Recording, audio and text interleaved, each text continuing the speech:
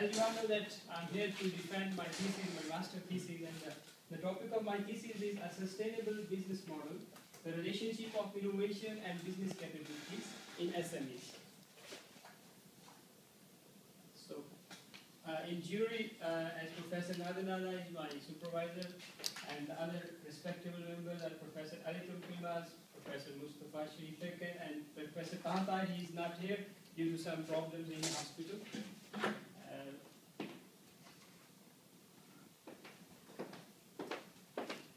This is the outline of my presentation. I will go with the context of thesis, then I will present the purpose and objective of my studies, then there will be literature review. At the end of the literature review, I will tell you what was the gap in the research that I'm going to further conduct. Then my research question based on that gap and research hypothesis, I will propose a research framework and at the same time a sustainable business model, the research methodologies, data analysis and results, and then I will analyze the country-wise data because I have data from 3 countries. Then at the conclusion and at the end I will suggest some further recommendations for that.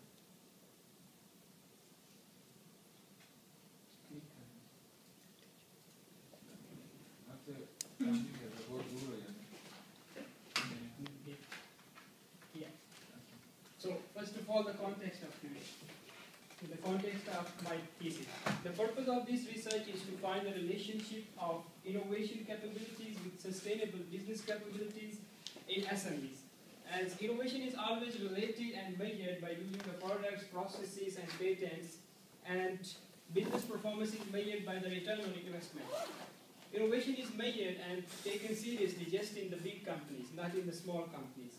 And there are very few studies available about SMEs by using business capabilities, including strategic capability, managerial capability, adaptive capability, and operational capability. And most of the business models that have been made previously are validated in the big companies, and the processes and the techniques that are used in the big companies are not compatible with the small and medium companies. And so what's the purpose and objective of the purpose of this study is to develop and validate a sustainable business model for SMEs. And the second big purpose is to find the relationship of innovation and business capabilities also in SMEs. These are the academic purposes, and my personal objectives are, it's a partial fulfillment of for my degree, and the best one is to be a graduate. For the literature review, I will have a brief literature review. I will start a brief literature review with a definition from Peter Drucker. He explained the innovation as a process of equipping in new and improved capabilities or improved utilities. And the second definition is from Dole. He explained that innovation is a process of making changes, large or small, radical or incremental, to the product, processes, and services that results in the introduction of something new for the organization that will add value to the customer and contributes to the knowledge and store of the organization.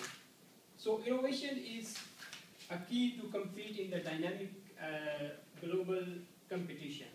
So companies are investing a lot of money, investing a lot of personal efforts to be innovative.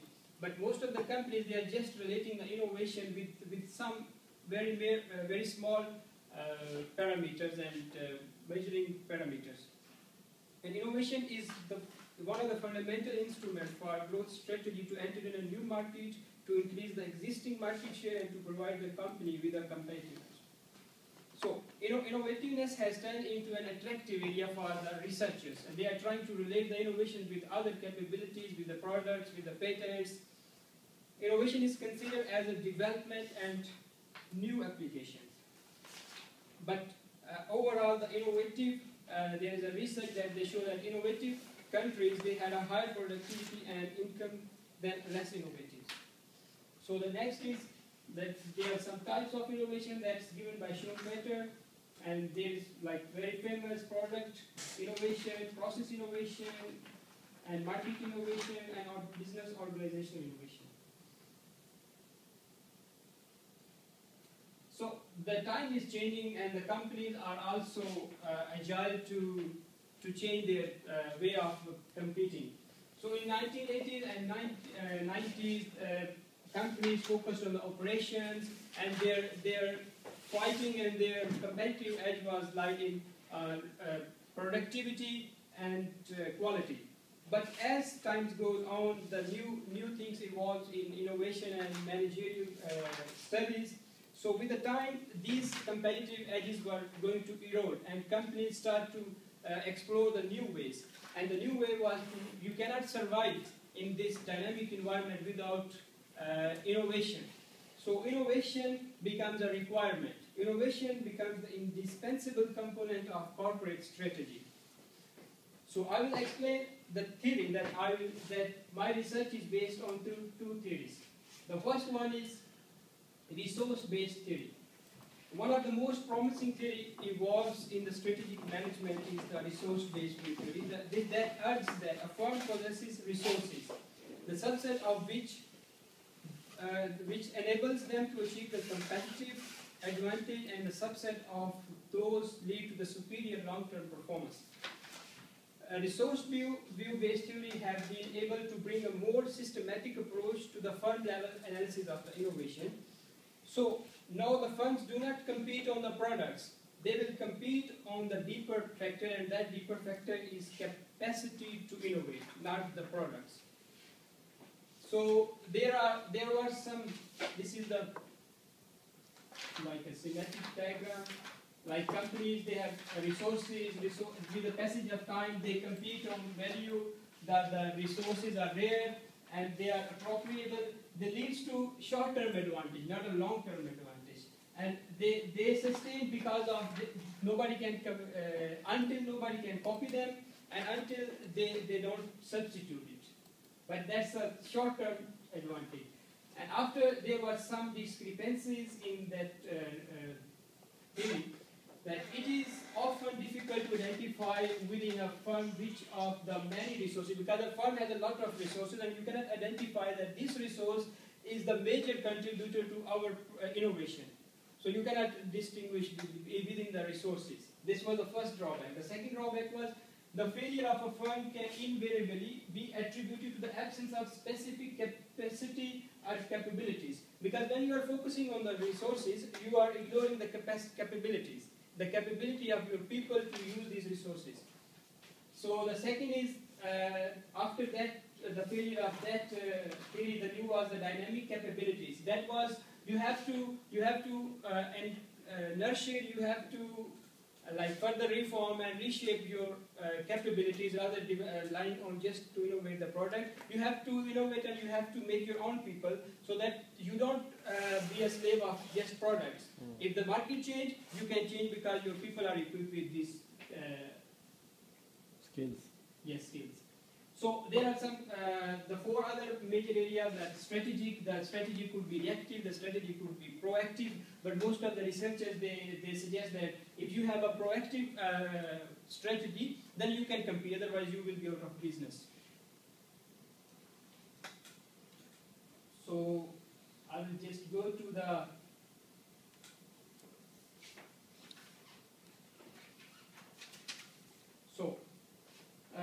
there was a researcher, Scanter.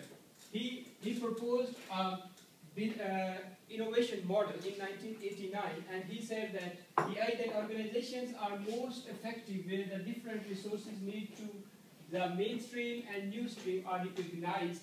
And the basic thing was that he made the innovation model that you have raw material, these are your mainstream activities like management, like operations, and then there are some development activities that are related to this mainstream. And then there is a new stream innovation, but in this model it's isolated. There is no communication between two streams, and that's his drawback. Because when there is no communication within that the streams, so there could be these problems. For example, some organizations try to create new venture decision on the way of developing radical innovation away from the bureaucracy of their parent company. But in that case, they will not focus to leverage the capacities and competencies of the other people. They will separate the new business and they will first. So there is, because of no communication between new stream and mainstream. And the second one is that if they have a new stream very active and the mainstream is not active, so they will also not put the new products in the market. The biggest example is Xerox. Xerox, their R&D department was very strong, but their other operations were not so strong. But they always innovate, but they cannot market it. So that was the refined form of Cantor's innovation model, and that was by Al Beni. And he communicated with the new stream and the mainstream, and he also put their innovation capabilities instead of development activities. And in innovation capabilities, he took 7 variables to validate this model, and he validated this model in a Cisco systems. And my model is based on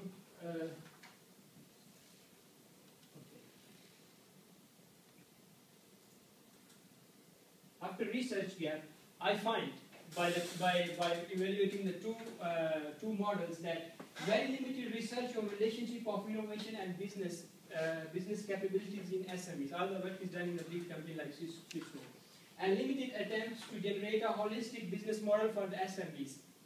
So this is the research gap. So I will try to fill this. So to try to fill this gap, I have some research questions like what is the relationship of innovation and business capabilities in the SMEs? How business capabilities can be diffused in the SMEs by a holistic business model? What is the most effective sustainable business capability which affects the innovation capability? And SMEs of which country, because I have data from 3 countries, Pakistan, Turkey and Denmark, are the most innovative and adaptive. The last question is, what is the impact of innovation and business capabilities on SMEs in different countries, like I have 3 countries. So these are my hypotheses. The higher the level of innovation capacity is associated with the higher level of adaptive. The same is with operational, managerial, strategy, because these are the 4 attributes, but if I combine them, the cumulative effect is business capabilities, because all these are business capabilities. They are equal or they contribute to. He will tell you. I will explain which is dependent and which is independent. So this is my framework, replacing the Cantor and others that he used 6-7 variables, but I will try to relate these 4 major capabilities with their 3 sub-branches as variables with the innovation capabilities. I will try to relate what's the relationship of business capabilities with innovation capabilities. So this is my sustainable and proposed model. The proposed model is designed to transform the SMEs in a view to diffusion of innovation capabilities. The model will comprise of 4 major areas: operational capabilities, managerial, and further 3 branches to balance that. The model will make SME open-minded, energetic, empowered organization that is continuously adapting, changing, and evaluating its local and global networks with rapid and innovative responses to opportunities and as well as threats as emerge within the operating environment. So in my model, I focus on the 4 major capabilities. If the companies apply and they implement, so they can take the benefit, like they can formulate and implement the competitive strategies, they can assess their financial conditions and reconfigure it, innovation in products, services, and as well as in new ways of doing business. And they can scan the external and internal environment just to be proactive, not to be reactive. So this is my research methodology. First of all, I formalize and conceptualize what I have to do and how I will do it. It was done by literature review. Then I made a research question, then hypothesis research. Then I started to collect the data. And it was the most hectic and most tiring job. So first of all, I made a questionnaire. It was an online questionnaire on Google Docs. It consists of 126 questions, and 126 questions were distributed into the 12 sub-branches of my model and then into 4 capabilities. And the data was collected initially. I was planned to collect the data from Turkish SMEs, but there was a lot of problems. I couldn't find enough data to validate my proposal. So I tried to go out of the Turkey. I went to Pakistan because of my contacts, and also in Denmark because of my contacts. I tried to get the data from Postgres, Aviad, and Samira. It's a Pakistani organization, small and medium enterprise development authority. So how I analyze the data, I use the JUMP software. It's by SAS. It's the 10th version, and because I have to build the relationship. So I did the correlation analysis, and then as well as I did the regression analysis just to find how much one independent is dependent on the other variable. So at the end I professionalize, and then I will publish my research. That's my methodology. So that's the online questionnaire. We have 126 questions. The other questions were scaled on 5, from very likely to less likely. And then the data sources were Turkey, Pakistan, Denmark. And this is the biggest thing that as I told you, that I sent the questionnaires to almost 600 Turkish SMEs. But the response rate was very, very disappointing. That just 51% responded me. It's the lowest 9%, but the overall is 13%. But the highest is in Denmark. They responded quickly and efficiently. So this is the data distribution, country-wise distribution. The highest ones are from Turkey, it's 40%, and the second one is Pakistan, it's 28%, and the third one is the Denmark. There are some companies from India and some companies from the UAE, but they are in very less. So then there is a size-wise distribution because our focus is on SMEs. So we tried to send the questionnaires to SMEs, and out of this whole data, SMEs cover almost 80% of the companies that will receive the data. This is the distribution of companies by sector-wise. The most responses we got from the textile. Then it was the other manufacturing. Other manufacturing include some furniture companies, some plastic manufacturing, some glass manufacturing companies. So these are the two big respondents. Then there is data analyzed on the annual turnover of the company. So most of the companies, they are in the middle from $1 to $2.5 billion annual turnover. And then this is the customer-wide distribution, that how many companies have 0 to 19 customers.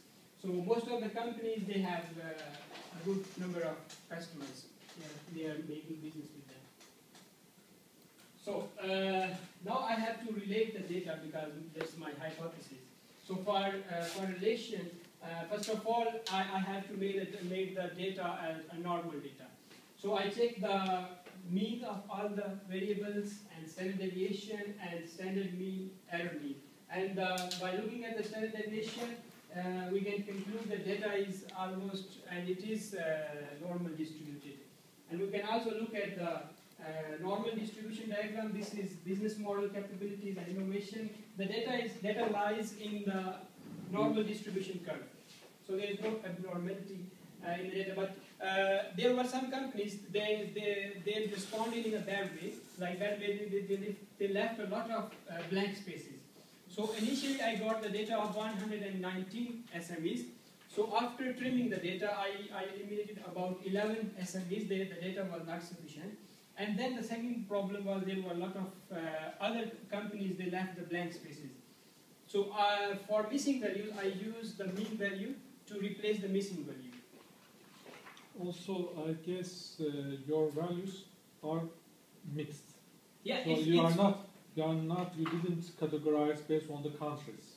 I will at the end, I will do. So I didn't see in your... yeah, there I made it before, but after that I categorized them country-wise. Also, your business capabilities, yes. Is it different category, or you just get a weight average of all these 4 categories? Here it's the combined effect. Combined. I mean, so like 25%, 25%, 25%, 25% from each of the segments? No, not that. Like you are talking about the sample size. No, I'm not talking the sample size. Yes, you ask the questions to the firms regarding their management capabilities, Yes. then adaptive capabilities. Okay. You take sum of average and you got a business capabilities score, or Yeah, you ask it the separate questions. I got the answer against the 4 capabilities. Yes. And the business capability is the average of 4 capabilities. Yeah, this is what I. Yeah, got. because it's the cumulative effect of a company or SMEs. So that And regression also, analysis, I didn't see your question, surveys questions. I will show at the end. Okay. I will show I have. So the correlation is Maybe if you can show now. now. Yes, if Professor No, wants. No, I can't read it. I will show at the end He will show the you the data, website. the data Wow. and the research question.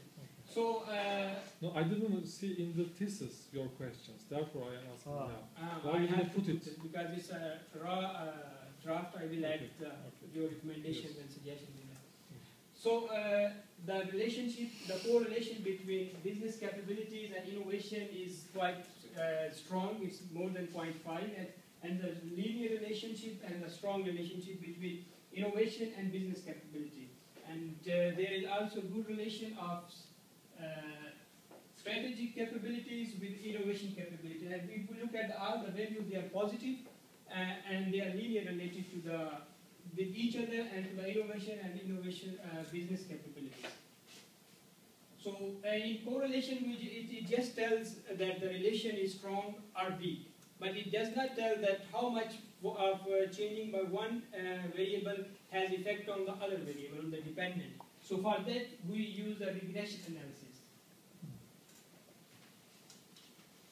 Regression analysis, this is a regression equation, and from alpha value, we can say it's very less. So it means that the steep is very high, and the linear relation is very good. And the other critical value is the R square value. This is 4.45.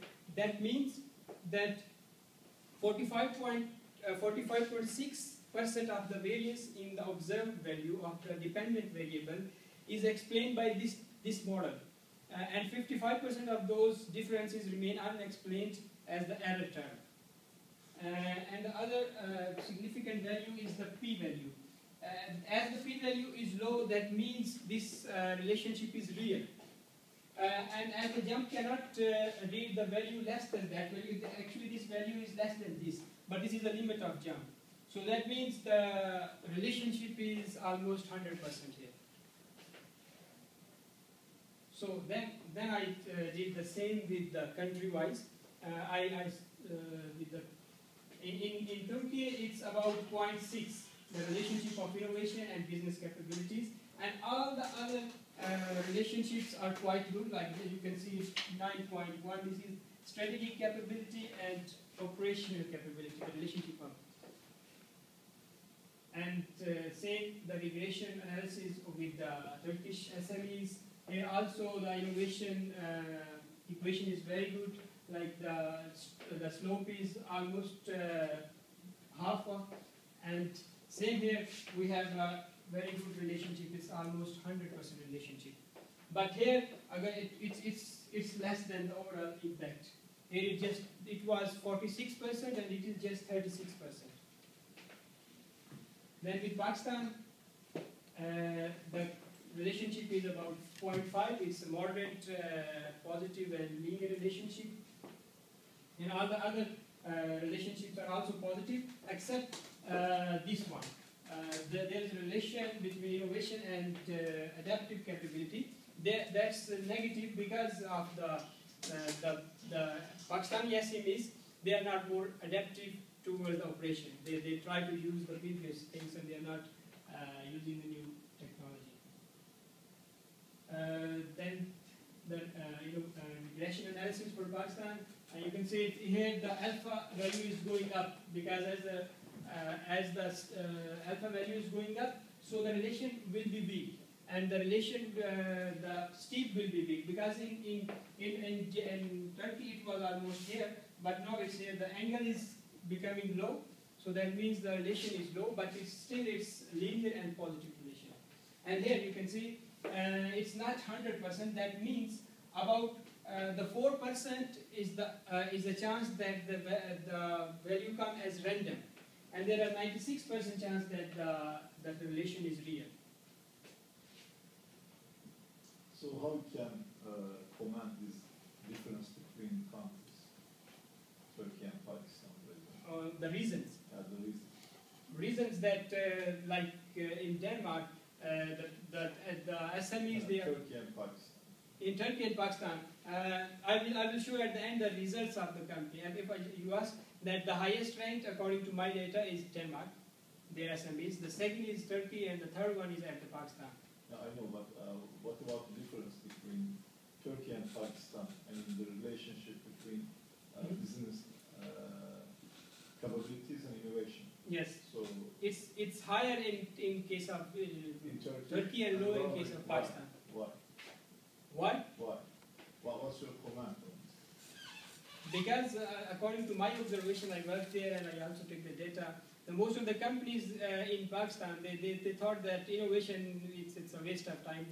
And also the SMEs are they are company owned, and they are not open-minded, try new things and to develop the things. The work is going on, okay, this is going on. They are not innovating, they are not trying to adopt the new ways, new technologies. That's the thing that I posed. Should I go ahead? Yeah. So in case of Denmark,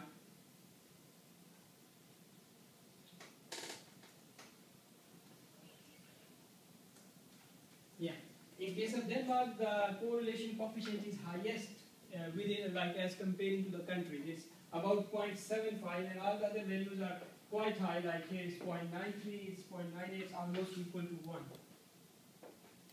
And here, as I told you, that as the alpha-base value will go down, the line will be more steeper. So here it is the lowest alpha value as comparing the countries, it's 0.11. And again, here the p-value is almost 0, that means the relation is strongly real. So my research fulfill all the hypotheses that I made in the beginning. So at the end I can conclude that business capabilities are related with the innovation in SMEs. And the other is that I validated the business model, and the most important thing is that observing all the three countries and in the combined effect, that the strategic capability, because strategic capability relationship in all the countries it's good, and the companies think that if they have innovation strategy, and they have innovation strategy, so they can innovate. It's the first step for innovation. And the country-wise coefficient of relation is the highest in Denmark, then Turkey, and then Pakistan.